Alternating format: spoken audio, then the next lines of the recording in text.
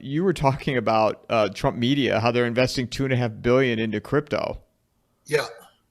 Unbelievable. I mean, let's back up a second because the meme coins that rolled out, right before the inauguration, and again, the MAGA loyalists were like, "Oh, this is great. This is great." Well, I think and I've said this all along, when all is said and done, I think people are going to find out that crypto is nothing but digital air. It's not an asset. It's a perfect accounting of, uh, if you want to call it, digital mining, but of, what's the benefit? It's not an asset.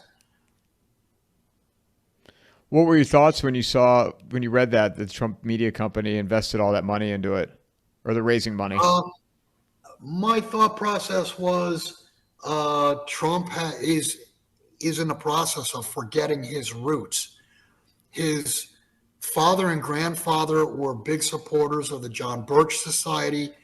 If you recall, the John Birch Society was jumping up and down when uh, Roosevelt basically took us off you know, confiscated gold from citizens, and they were jumping up and down about Bretton Woods. It just, to me, it's like Trump has forgotten his roots or forgotten his family's roots, because they were, I think, late 1800s, early 1900s, they were somehow involved in mining operations. They obviously understood money, and we'll see. I mean, you got people that say, yeah, Bill Holter's right. And you got other people saying, yeah, Bill Holter's a complete idiot regarding crypto. But I think when all is said and done, people are going to find out that they put their money into a black hole that is literally worthless, valueless. And it was disappointing to me, because I always believed that Trump was a hard money guy, and crypto is not hard money in any way, shape, or form. Yeah, I've had Bitcoin people on here, and I've two questions that I've brought up. I still really understand the responses, but one, the first question is, if there's only a finite amount of Bitcoin, right, whatever that number is, Right. and people, let's say, people die, logins, access gets lost. What happens to all that? What happens to all that Bitcoin? So it's going to get smaller every single year because they don't add more. Right. So there's that aspect. The other aspect is it's all about decentralization, right? That's what they say. Bitcoin is decentralized. But Yeah. There have been so many arguments along the way. Like, think back, what was it, 6, 7 years ago? Oh, Bitcoin is totally anonymous. You're able to do what you want, and the government can't track you. Blah blah blah. Well, each one of these arguments have fallen. Um, you know, eight. Well, not even. I'm going to say 5 or 6 years ago, Bitcoin was going to become the new payment system. None of this has worked out. It all turned out to be wrong, and then they just go on to something new. well, and also with that is if the government wants to come in and centralize it. And I had somebody bring up the example. I've told this a couple. I had Paul Craig Roberts on yesterday, and we were talking about this. I said, "What about if you remember Napster with the music industry, and it did Right. it changed everything, but they eventually figured it out, and Apple and Spotify were able to come in and Right. take it back from Napster and LimeWire and all the pirate uh, Yeah. websites. So why couldn't the government do that now if they want to centralize it and take it away Uh, from? yeah. I mean, it could be done in many different manners. I mean, that's there's so many different ways that they could do that. Couldn't they could just incentivize people to use their platform and they'll pay you. That's all they would need to do. Or raise a special tax on crypto. And I believe they will probably do that with gold and silver, that they'll raise the tax rate, the capital gain tax rates on gold and silver. They obviously could do that. But if you look at a system that's crashed and everything's worth nothing, um, your gold and silver that do not default and still have value. So you got to pay a 50% or 70% or whatever the number happens to be tax on it. It's still better than nothing. You still have something, in other words. Do you still see do you see a slow deterioration as we sit here end of May, or are things going to accelerate? Well, obviously things are going to accelerate at some point, and I think the Achilles heel, and I've talked about this for years and years, the Achilles heel is that this system is built upon credit as opposed to a hard foundation of real money. And I mean, look at interest rates all over the world. Rates are rising. Just look at the balance sheet of the Federal Reserve itself. They are technically insolvent. They have a negative net worth because the bonds they hold have dropped so much in value. It's wiped out their equity position. I think their actual net worth is worse than negative $150 billion now.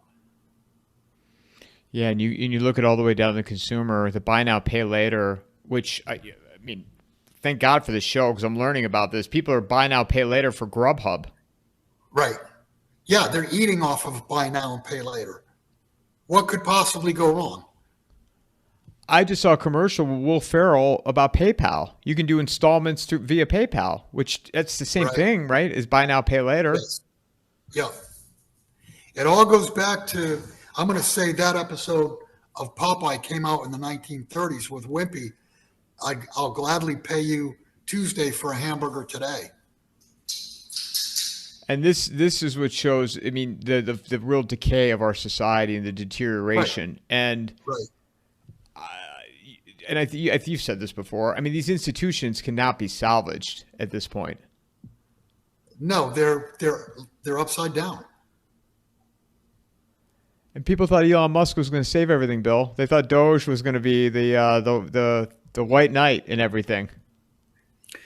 Yeah, I've talked about that. One of the unintended consequences, which we're not seeing yet because the cuts have not actually been made because they're being held up in courts. But let's say that Doge really could find $1 trillion or $2 trillion where they could shut it off.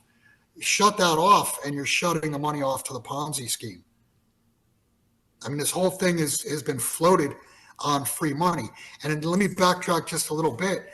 Go back to whenever it was, late 2008, early 2009, where the Fed actually advanced over $16 trillion all over the world, not just to the U.S. banks, institutions, but all over the world. And I think a little more than half went outside of the U.S.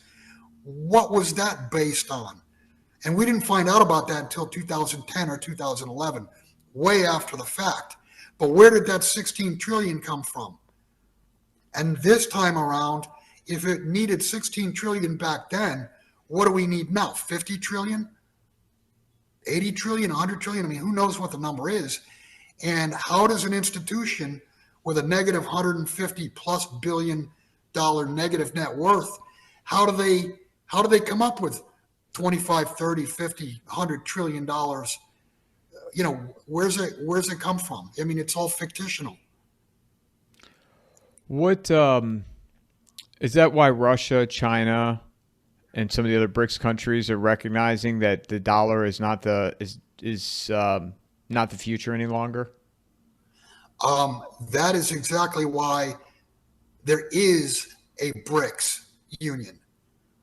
The BRICS union has come about purely because foreign nations were tired of the U.S. boot on their throat with the SWIFT system, the U.S. hegemon, and they understand that if you and I understand that the debt's not payable, there's a lot smarter people all over the world than you and I that understand the debt is not payable in current value, current values, current dollar values.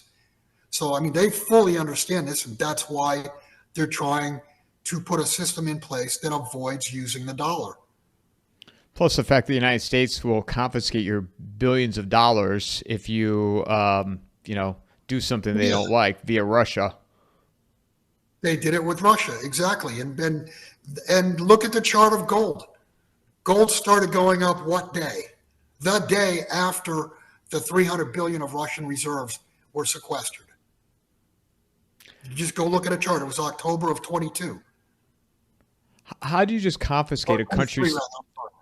how do you just confiscate a country's $300 billion in dollars and just take it from them and think there's not going to be any type of, you know, consequence for that?